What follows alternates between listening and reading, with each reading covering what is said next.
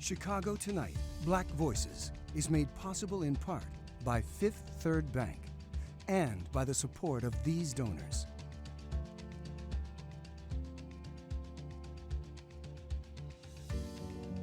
At Fifth Third, we believe when diverse voices are heard and empowered, communities are made stronger, lives are made better, and the future holds greater promise for all. That's why we're proud to support Chicago Tonight Black Voices. Together, we can make a difference. Together, we can drive change.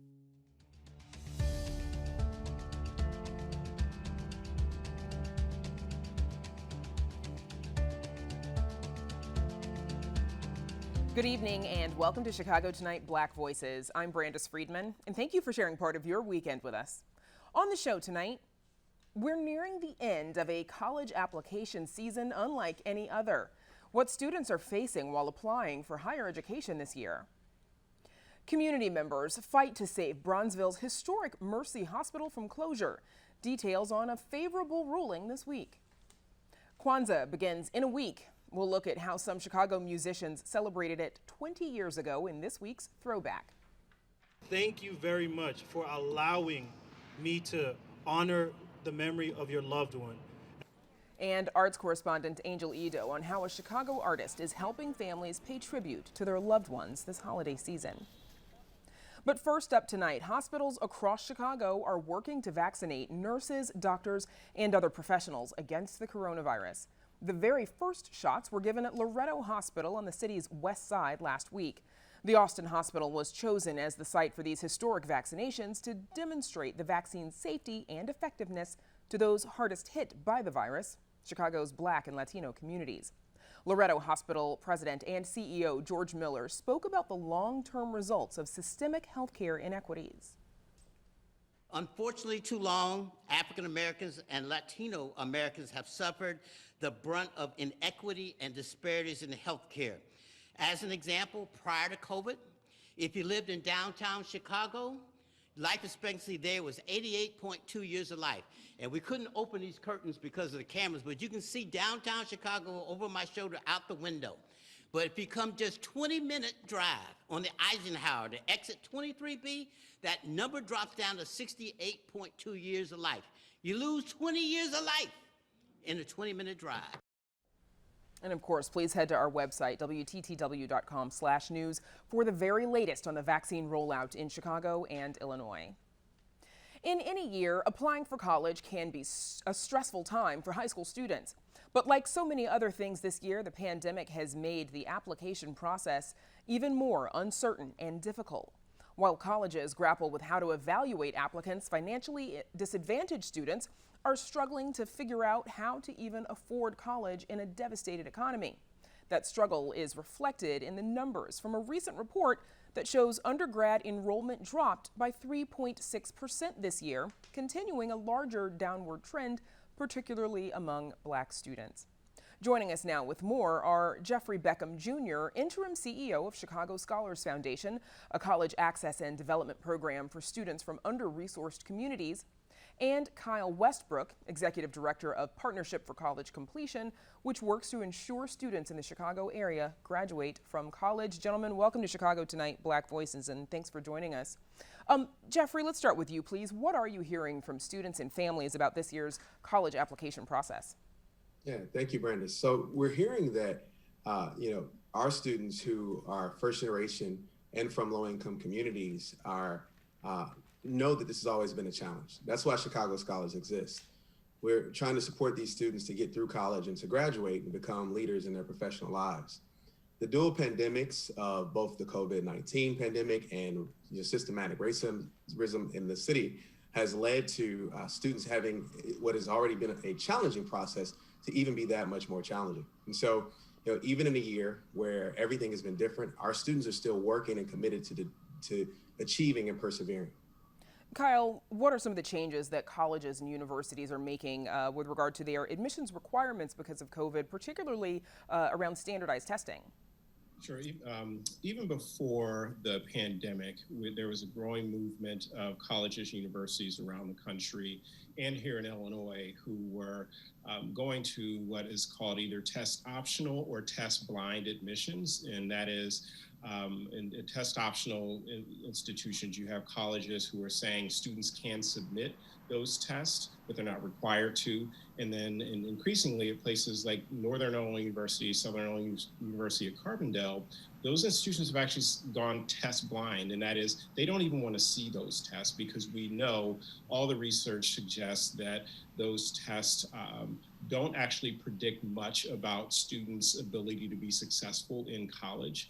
But what they really measure is a student's family income more than anything. And so you see increasingly colleges were, even before the pandemic, moving away from those tests, and then now with the pandemic and the fact that ACT, SAT has been suspended and they've tried to have tests, it's been inconsistent all over the country, that you see even more colleges, universities embracing test optional or test blind approaches. And Jeffrey, if college enrollment was already on the decline, what effect might COVID-19 have on enrollment numbers for 2021? Yeah, I mean, right now, unfortunately, colleges are still trying to figure it out. The enrollment numbers and as well as their budgets are being impacted greatly. So the amount of merit aid, the money going to the students directly is still very much so up in the air. And that's because of that, we're actually advising our students to look for external scholarships. And Kyle, are community colleges, might they see an increase as, the typical college experience is likely off the table for a number of students? Yeah, there's a couple of things at play. Typically, during economic downturns, you do see actual community college enrollment go up. But the National Student Clearinghouse just released data a few weeks ago that said that actually community college enrollment has actually declined the most during the pandemic. And it shouldn't surprise us when we consider that most often community college students are most financially vulnerable, that the most financially vulnerable students would be less likely to enroll in college fresh out or right off high school. And Jeffrey, how would you describe the effect that we're seeing of all of this on Black and brown students particularly? Obviously, Chicago Scholars works with largely Black and brown students. Yeah, definitely. They're being adversely impacted. When you think about the dual pandemics, and I always say this, is that when the world catches a cold, the Black and brown communities catch a flu. And unfortunately, this time it's been COVID-19. Our students have been adversely impacted from the amount of funding that goes to them from a merit perspective. They're not being notified because schools' budgets are cut. And, again, just the ability even to have counsel or individuals to help them test or take the ACT and SAT has largely impacted students, which is why so many of the students weren't able to take it or they didn't do as well on those tests. And so, we're really working with colleges and advising them to look at the whole student, as Kyle mentioned earlier. And, to that point, Kyle, what changes should admissions changes, what of those should colleges and universities be considering to ensure that Black and brown students aren't further disproportionately impacted? Yeah, I think the movement towards test optional and test blind, and frankly, we would say test blind admissions needs to be accelerated. And, as Jeffrey mentioned, sort of looking at the whole student, and that includes their GPA, their high school transcript, that includes their extracurricular activities, their service, and in many cases, especially for Black students, they've held down part-time jobs and, and at the same time been able to successfully manage their academic life as well as their work life and their family life. And that should tell a college university a lot about that student's ability to be successful and juggle the multiple priorities that they will experience in college. We've talked about admissions, but also what about persisting in college, Kyle? What changes should universities be making to ensure that Black and brown students can continue to persist? They may not have sort of a safety net at home. That's right. The biggest, one of the biggest challenges we see is really the wealth gap that exists between Black students and white students. So it's not necessarily just family income, it's wealth. And that's the ability for family and the student to weather some of the economic crises that might come up. And so what we see and what we are certainly pushing not only our college and universities, but also our legislature, and that is to fund emergency grants grants on campuses. And knowing that, of course, every dollar is tight these days, but prioritizing these small kind of micro grants that often make the difference between a low-income student's ability to actually persist in college. And it might be something as small as a $400 bill that prevents a student from being able to re-enroll. And so colleges, universities, as well as our state government needs to step up and to really fully fund these types of expenditures for our students. And Jeffrey, we've got about 30 seconds left, but what do you think should be maintained? Colleges and universities have made some changes in the admissions process because of the pandemic. What do you think will stick around once we return to some sort of normal? Well, I hope that this move to test optional is something that colleges keep, or like Kyle mentioned earlier. I think that that's critically important. It'll be important to increase the amount of equity that exists if we're looking at the whole student. The student that may not do as well taking math at home because at home is a challenge is doing very well in helping take care of their brother and sister in school or other leadership initiatives. So I hope colleges continue to look at the whole student holistically.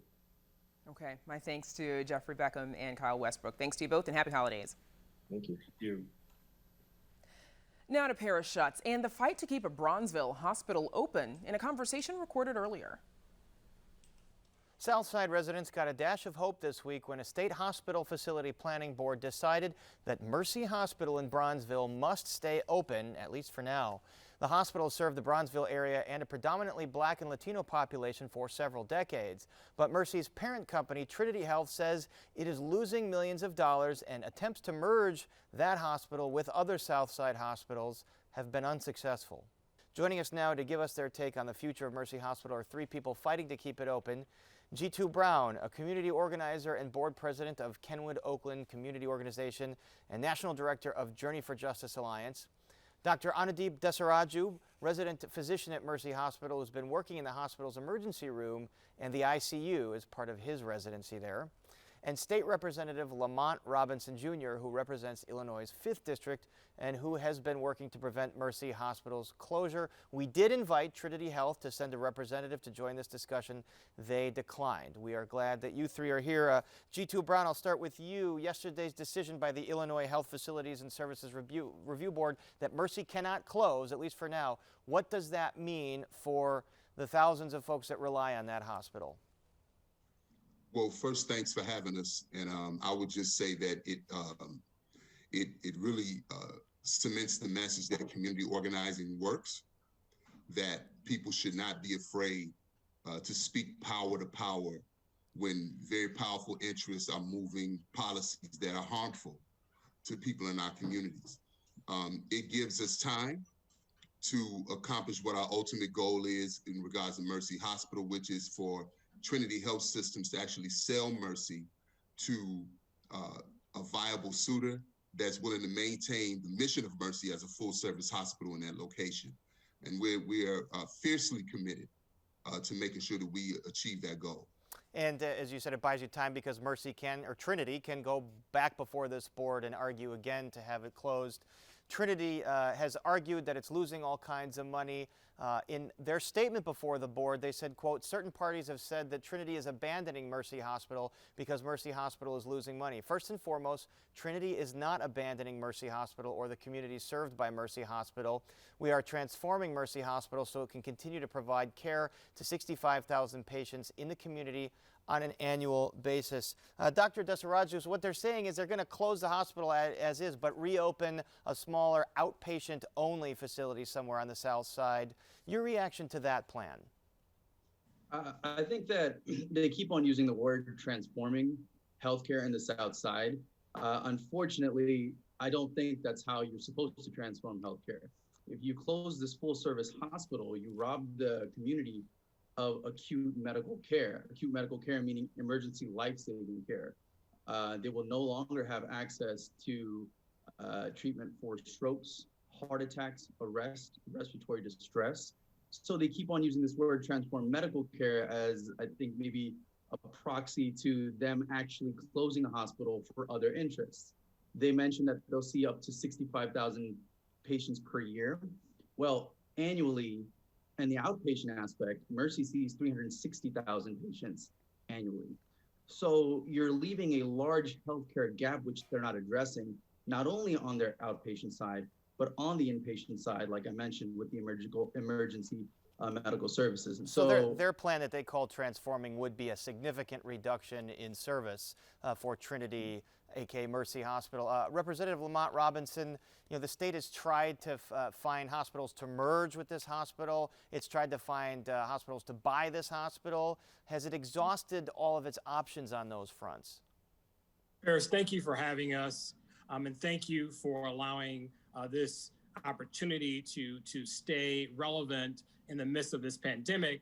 And the answer is we do have an entity, a hospital that's interested in continuing to keep quality health care on the South Side, something that Trinity Hospital has not.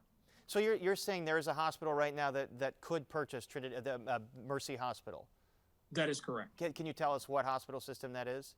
Unfortunately, we cannot at this time. We're working with Trinity as well as this hospital to make sure, Paris, that this hospital has the resources that they need and the support to, again, keep Mercy open and continue the quality health care that is needed on the South Side of Chicago. All right, JITU Brown, you hear that there's still a possibility of buying this hospital. Just give our viewers a sense of what it would mean if Mercy, as it is right now, were to go away in Bronzeville. Well, we know that since the year 2000, Chicago has gone from 53% African American till today, it is roughly 31% African American. And we also know that we have lost vital quality of life institutions that actually accelerated our purge from the city of Chicago. So we've lost over the last 20 years, roughly 25% of the hospitals in Cook County have closed.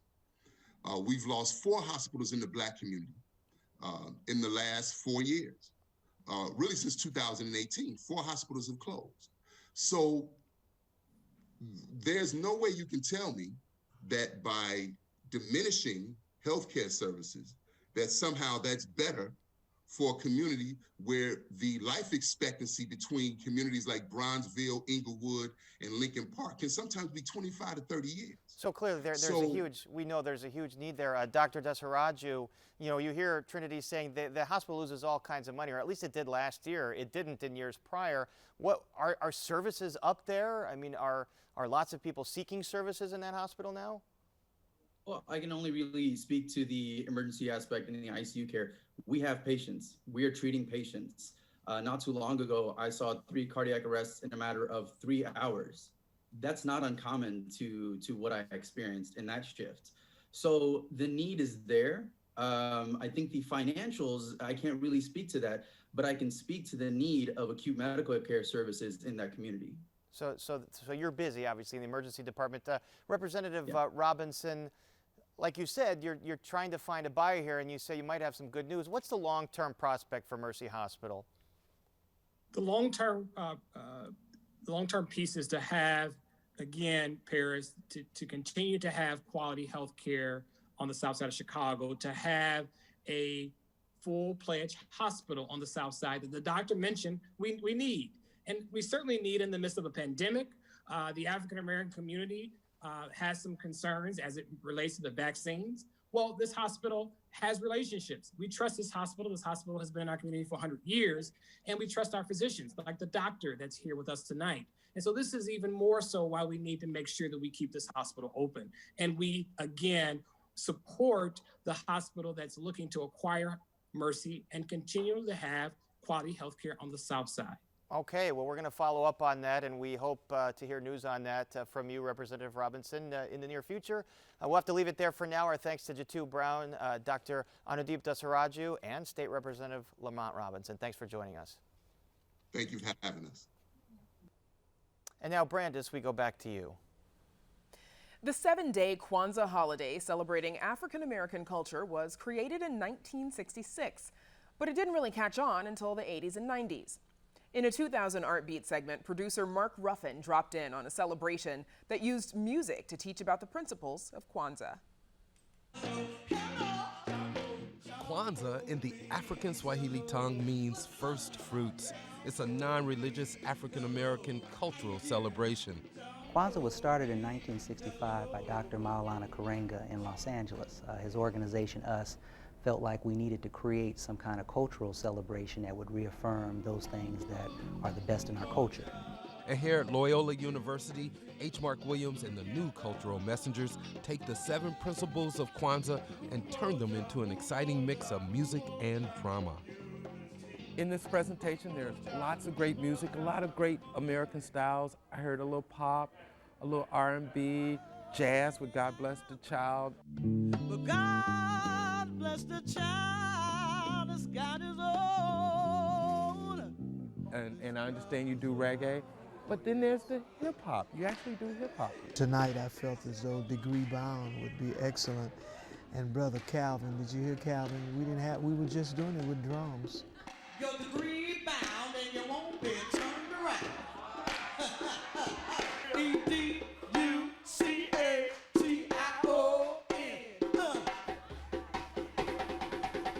Which day of Kwanzaa has impacted you the most in your lifetime?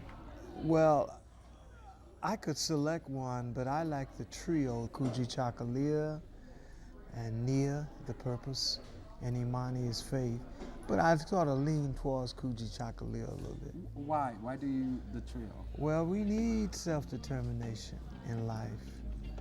I imagine in your work day, you have to take that deep breath and show some Kuji Chakalia yourself. Yes, indeed, frequently. Welcome to the club. Kuji Chakalia, Kuji Chakalia, Kuji Chakalia yourself. The 7-day celebration begins on Saturday, December 26th. Now back to Paris and a look at what's on tap this week. Brandis, we've got a lot planned on Chicago tonight. How the South Shore neighborhood is doing 6 months after civil unrest and property damage. And we head to Pilsen to learn how to make Mexican drinking chocolate from scratch. That's this week at 7 here on 11. And now, Brandis, we go back to you. Paris, thank you. As Chicagoans say goodbye to loved ones who have died at the hands of gun violence, a local artist is working to make sure their lives are still honored this holiday season. Arts correspondent Angel Edo takes us downtown to visit the Tree of Remembrance. For Maxwell MKs, it's an opportunity to honor those that have suffered in silence. It makes the work that I do that much more appreciated. This is one of the very few times some outsider says, hey, your pain matters, your loss matters, and I'm with you. He's creating personalized tree ornaments for families that have lost loved ones due to gun violence. The ornaments display a picture of the loved one nestled inside a teddy bear.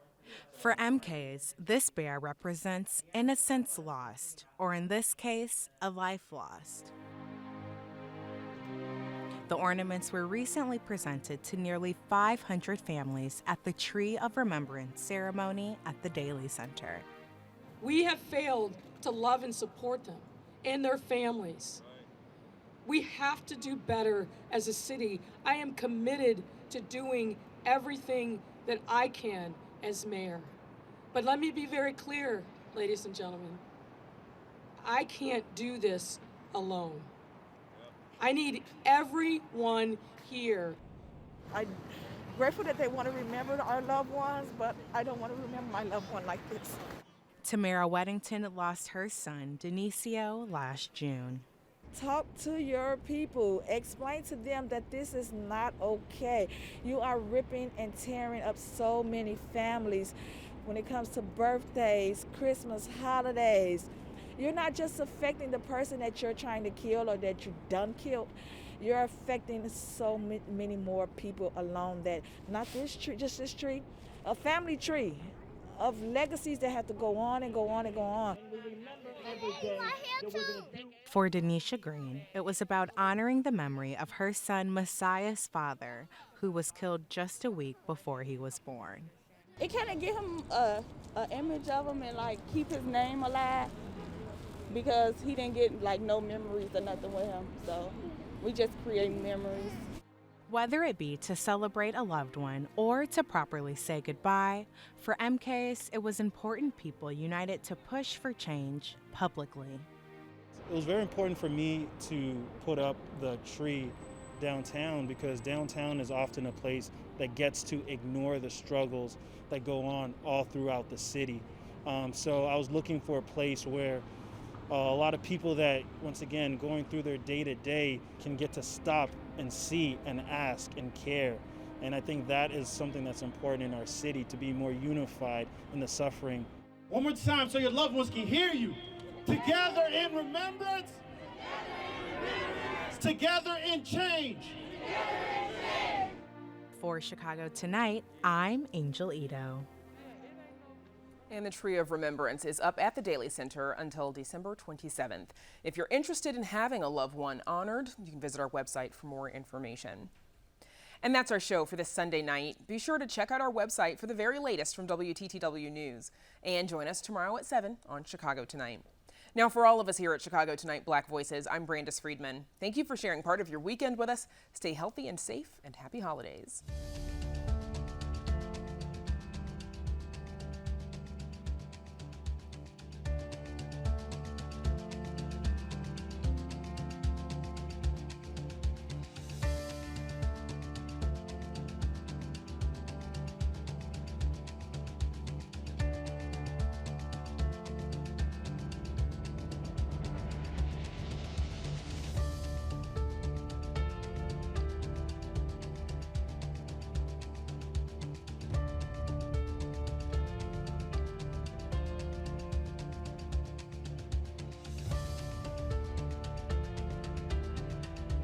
Closed captioning for this program is made possible by Robert A. Clifford and Clifford Law Offices, pleased to give back to the community through numerous charitable initiatives.